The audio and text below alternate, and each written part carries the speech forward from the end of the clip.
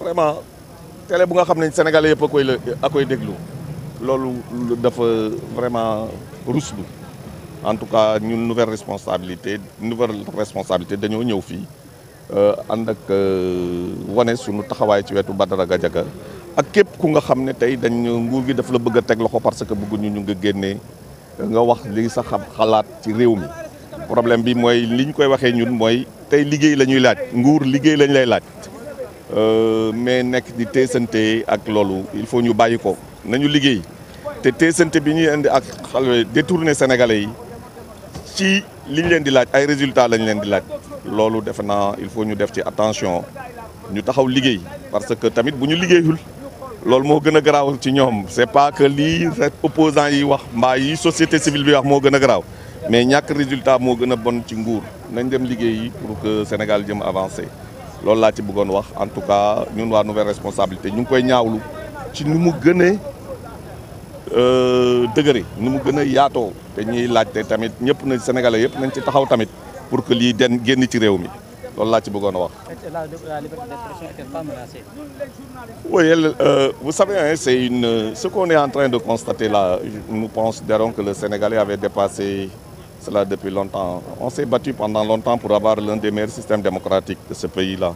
Ça, ce sont des Sénégalais qui se sont battus. Oui, on a la lutte pour le pouvoir, c'est vrai. Quand on s'oppose, on doit s'opposer dans un cadre bien défini.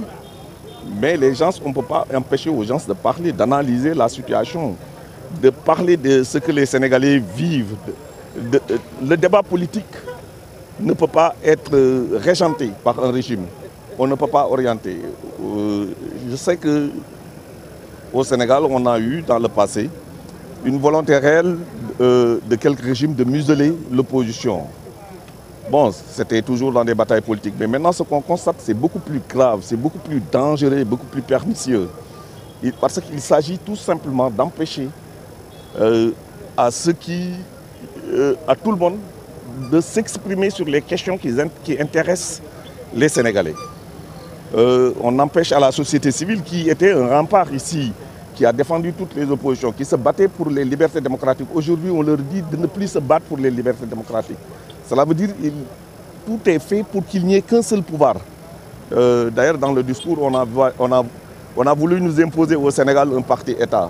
Ça, c'est un recul fondamental et ça ne passera pas. Ça passera pas. Les Sénégalais vont se dresser et vont dire non. Aujourd'hui, c'est que je pense que c'est un acquis définitif, la liberté d'expression au Sénégal. On arrêtera tout le monde. Mais le dispositif est là. Les gens parleront à travers les radios, à travers les médias. Et pour cela, je pense que le régime devrait vraiment veiller à ce que respecter les Sénégalais, les droits des Sénégalais.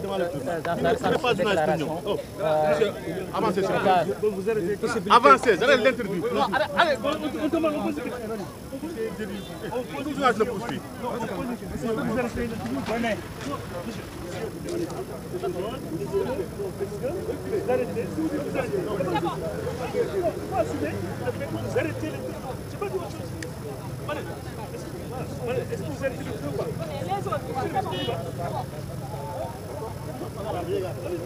J'ai le droit de parler là où je veux au Sénégal.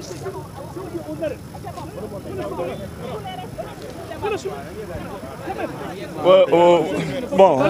Ce constat, incident. Oui, bon, c'est un incident. Bon, peut-être c'est une dérive autoritaire, comme il faut le dire, mais ça passera pas. Ça passera pas. Nous avons, quand on s'engageait dans la politique, on s'est engagé pour mourir. Au début des années 70, le régime était tel que quand vous étiez dans l'opposition, vous risquiez votre vie. On s'est engagé pour la politique. On s'est battu. Ce n'est pas aujourd'hui que ça nous fera reculer. Ce qu'il faut retenir ici, voilà, le Sénégal est en train est tombé entre les mains de personnes incapables de prendre en charge les préoccupations des Sénégalais. Incapables de comprendre les enjeux du moment et qui considèrent que par la violence, on peut museler le peuple. Ce n'est pas possible. On ne muselera pas le peuple. Ce n'est pas possible, c'est inacceptable. Et on se dressera comme il se fera. Et on verra à ce que Badara Gadiaga retrouve la liberté. On se battra pour qu'il retrouve la liberté. On se battra pour que tous les Sénégalais puissent exprimer librement leur avis et que le pouvoir ne peut pas dire qu'ils ont le monopole de la vérité et que tout le monde doit acquiescer quand ils toussent. Non, ce ne sera pas le cas. Ce ne sera pas le cas. Ils n'ont qu'à arrêter tout le monde. Ils ne pourront pas le faire.